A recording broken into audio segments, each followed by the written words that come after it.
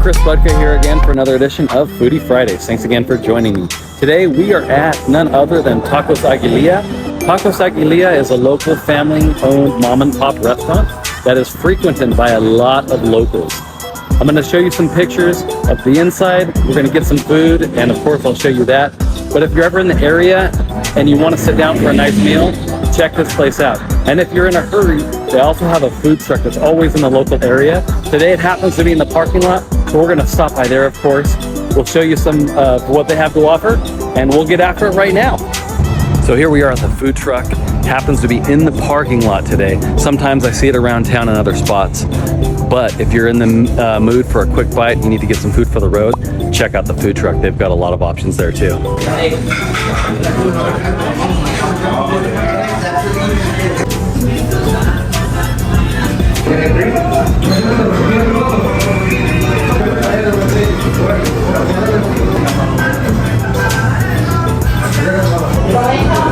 Carne asada taco.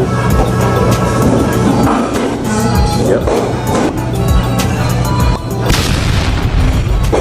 That little taquito action. Over there, look at that. Wow.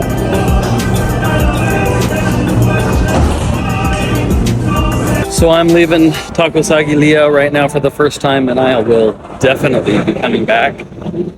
The food was really good. I'd honestly give it a 10. The enchilada, which is my barometer for any Mexican restaurant, was perfect. It was served super hot and cheesy.